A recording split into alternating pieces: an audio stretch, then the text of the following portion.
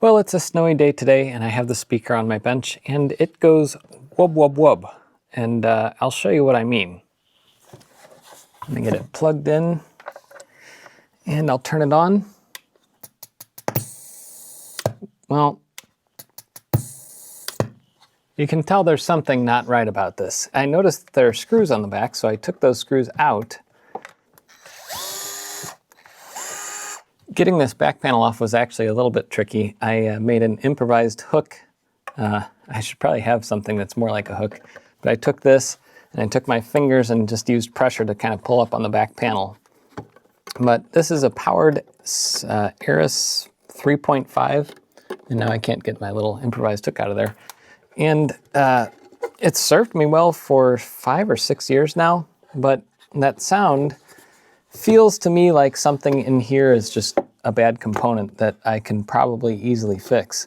So looking at things close up here, I do notice there's a bunch of capacitors, that's these little cans up here, and this one looks fine, it's nice and flat on top, but this one and this one both look like they're kind of bulging. And bulging caps is often a sign of something going wrong. There's too much pressure in them, and they kind of relieve that pressure and the cap goes bad.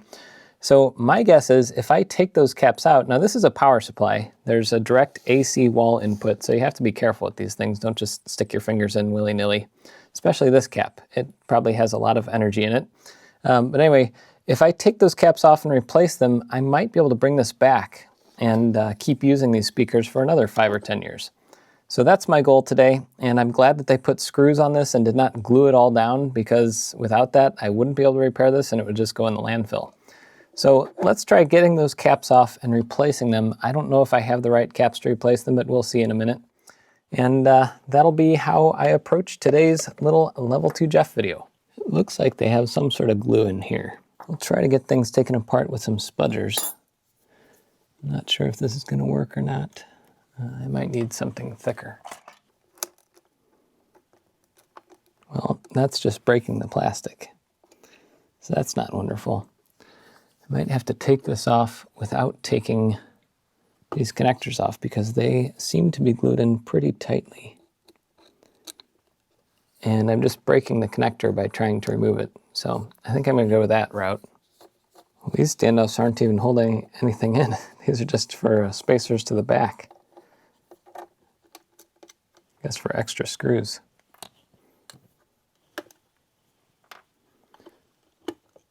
There's a nylon screw in there, which makes me a little nervous to unscrew it with a metal screwdriver. There's another nylon screw over here, but those are actually off. I don't see anything.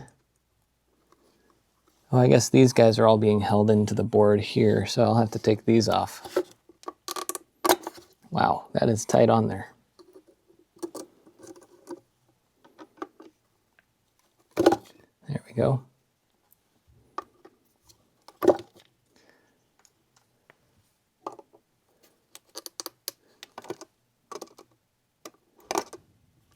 If at first you don't succeed, squeeze harder. Wow, that's tight. I don't know what's holding it still. Yeah, this piece of foam seems to be glued in here, which is probably for vibration purposes. When you're designing a speaker, you don't want something inside the speaker to be rattling around. That would be a terrible design. So everything has foam and everything is glued in internally. Which is why I'm kind of surprised they didn't glue the outside as well. It's glued in over here. Wow, even this power connector is glued into place. Everything on here is glued in very tightly.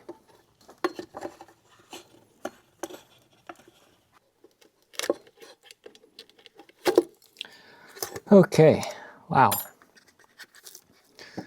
I probably will have cut much of that out, but that was a lot more work than I expected.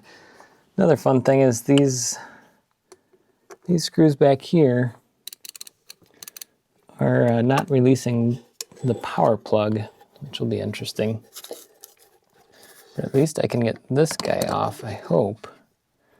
Maybe I can unplug it.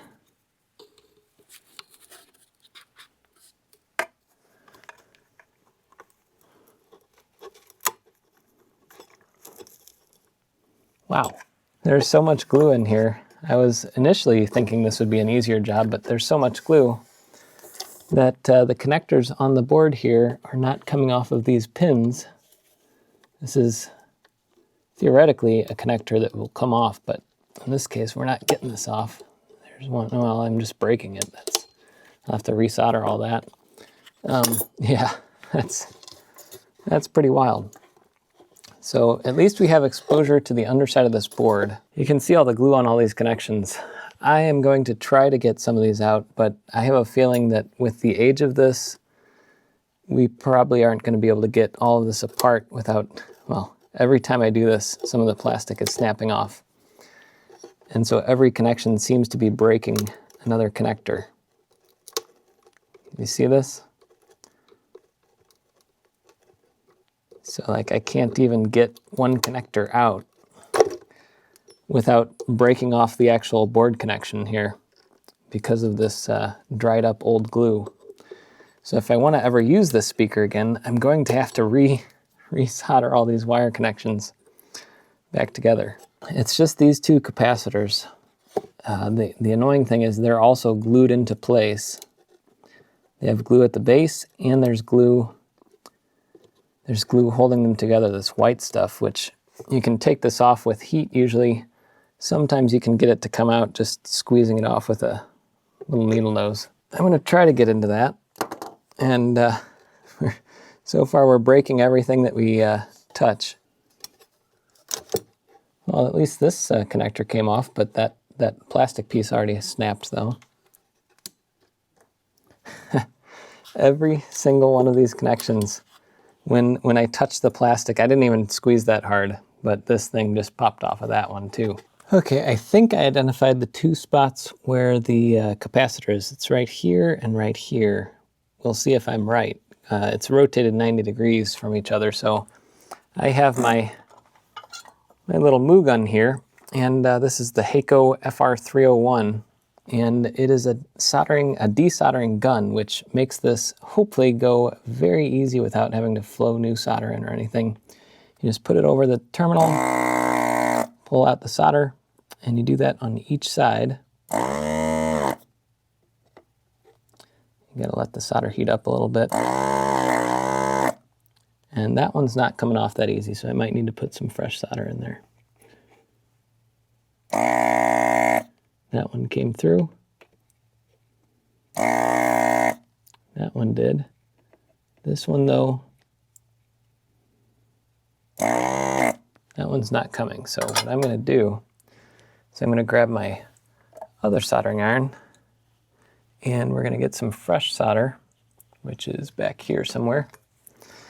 And I'm going to put some fresh solder onto this post. Wait for this to heat up. Okay, I'm going to put some fresh solder in here, like that. Hopefully that'll make it easier to suck out the old solder as well. So let's see.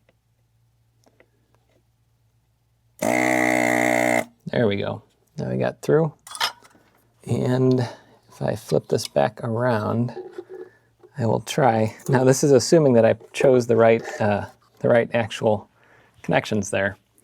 I might not have. So let's see if I take this and wiggle. I'm going to wiggle and pull. Yep, that's the right one. And luckily the board is labeled with which side is negative, so when I put this back in, a new one, I won't have to deal with putting it in the wrong way and making it go pop again. And here's the other one, and it comes out nicely. And let's see if we have some of these. These are hopefully the same, 25 volt, 1000 microfarad. So let's see if I have some of these. I'm going to look in my inland kit. 1035 would probably work just fine. I'm going to see if I have an exact match though in my other kit. Let's see. 1016. So I'm going to go over a little bit and use one of these guys. The 1000 microfarad 35 volt. So I'll use two of those guys. This is them, I hope. 1035. Now these are bigger. That could be a problem because this is a pretty tight space. So if that doesn't work, maybe we can go a little under spec. I don't know. And yeah, that won't quite fit, but what I can do is just solder it standing up like that and make it vibrate a little bit. So this one can be like that. Okay, so that's pretty bad. It's standing way up high. If I move this other circuit, can I get this to go down? Oh, it's going down a tiny bit. If I squeeze it like this. Okay, well, it's in there. It's not good, but if this works, it's better than being completely broken still. So I'm going to put these here and get that solder back out. Get my soldering iron and heat it up. So these were the only two that I saw that looked really bad. There could be other bad caps in here too, or it could be something else entirely that's causing the problem. I'm not 100% sure, but we'll see what happens.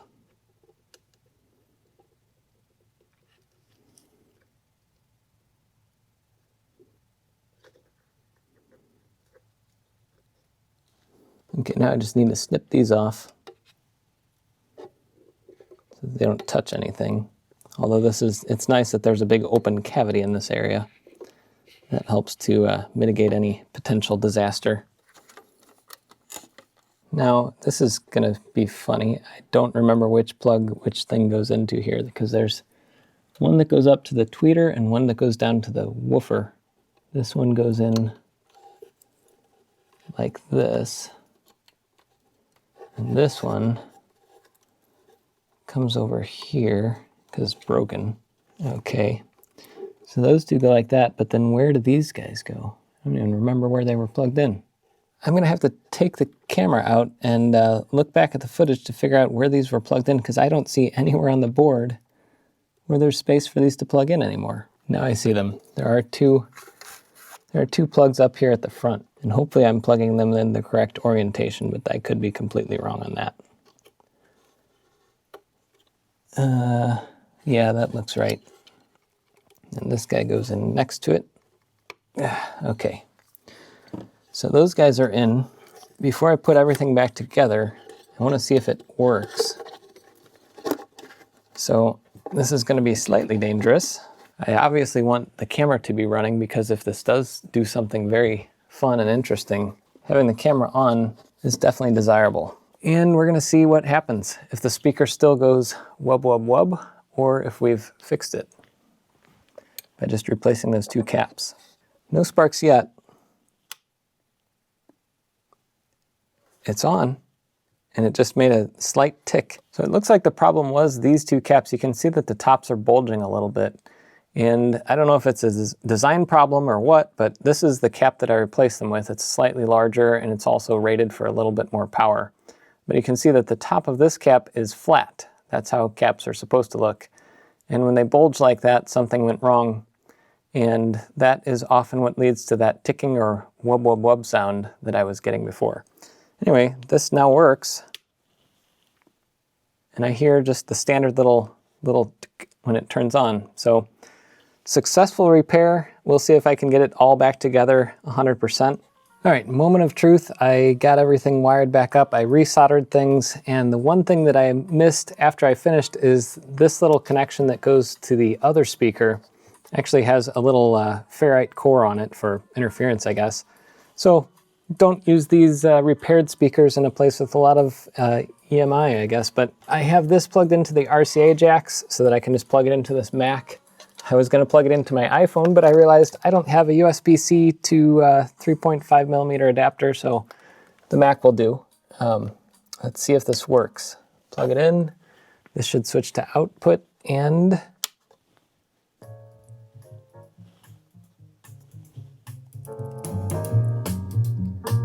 seems to be working great.